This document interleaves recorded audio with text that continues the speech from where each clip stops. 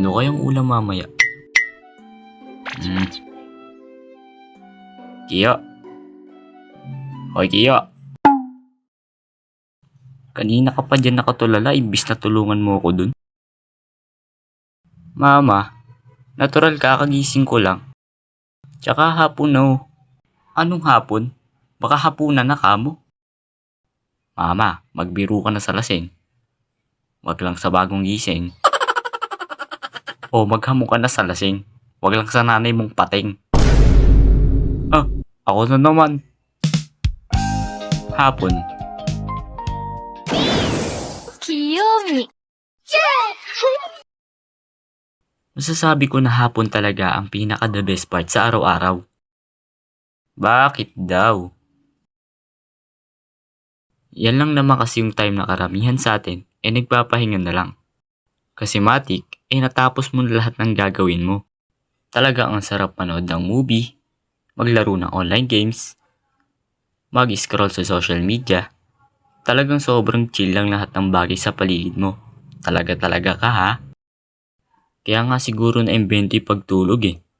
Alam mo yun? Para chill lang yung atmosphere mo pagkagising. Sige, matulog ka dyan. Hapon ng laro, hindi tanghali. Ano ba yan? Hindi nga sabi ko inaantok eh. Matulog ka dyan.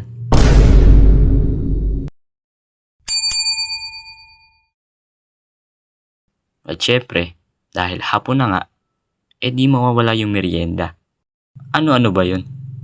Andyan yung tinapay with kape, tusok-tusok na tinda ng kapitbahay nyo. Ay, kwek-kwek, bili ka. Ay, pas. Kuyang Pogi, bili ka na oh. Ay, pas, supot. Halo-halo. At marami pang iba.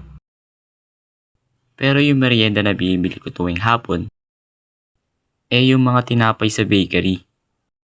At ang pinaka-paborito ko lang dyan, yung bicho-bicho. Ang sarap kasi ng combination niya sa cheese tsaka milk powder. Lasang bicho. Bukod sa merienda, isa pang di ko malilimutan tuwing hapon, ang paglalaro sa labas. Tago-taguan, maliwanag ang moon. Wala sa likod, wala sa bubong. Pagkabilang ko, game? La, wala pa oy. Ay, sige. 1, 2, 3, 1,000. Game na ba? Tagal naman yan. O, game na.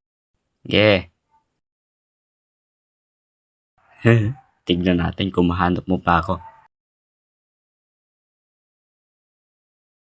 Hanip, katagal naman maghanap nun. Ha. At syempre, dahil hapon na nga, ayan na. Jujuti na sila. Ha? Sino? Di sila.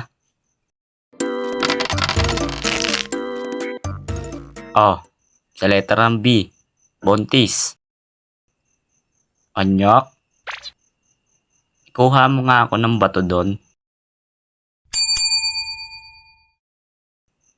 Ito po ba?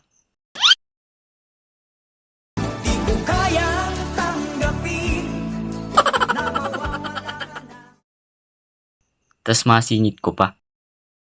Yung lola mong nagwawalis tuwing hapon. Di lang yun. Andyan pa yan sila nananahi. Minsan nga hapon na din sila naglalaba eh. Tsaka naliligo.